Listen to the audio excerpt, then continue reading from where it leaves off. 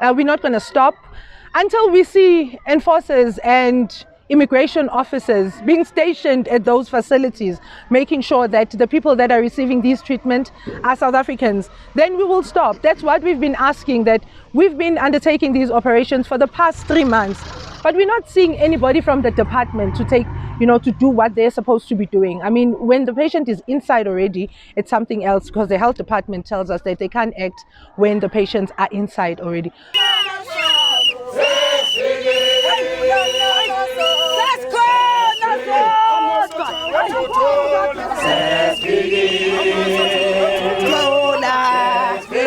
But stop them from the outside to say, go to a private healthcare facility, make sure you pay for the services that you're getting. If you're here in a public institution and there's a method that you can pay, that you can use for payments, then they must pay. But in clinics, local clinics, like I said before, there's nothing like that. So they must go to private doctors. Even, healthcare workers saying that, the burden is now, been taken off their shoulders, because they too cannot, are not able.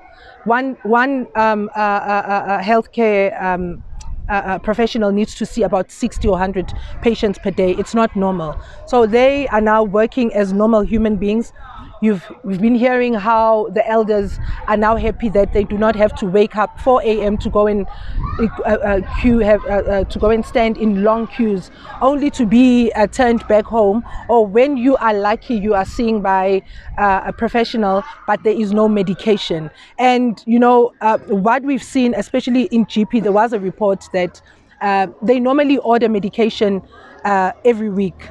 But ever since we've been busy with these operations, I think they didn't order in the past 2 weeks, which the government still needs to tell us how much did they save in the past 3 months ever since we've been doing these operations, because they have saved huge amounts of money, because the medication is not stolen and being taken to the countries as businesses. So there is a huge success, and South Africans are happy. And when South Africans are happy, we are happy, because we are for South Africans and we want South Africans to be prioritized. Oh yes, I'm waiting to be deported. You know what? We are aware of the plottings, and they're coming from, those red beret. I know there was a campaign that was launched just to decampaign me, but it's not working. I'm a bona fide of this country. I was born and bred in Diepkloof. This is in Soweto and not in Zimbabwe. And that's the same reason why I want to put my own fellow South Africans first, because I know their struggles.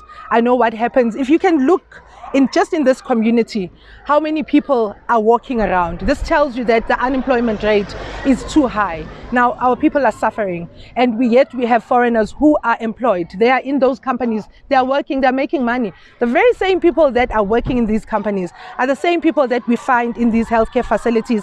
Their children are in our schools, but they don't want to pay for it. But they can tell us that we are lazy. They are here to work, but they don't want to pay for the services. They're taking advantage of our kindness. It needs to stop.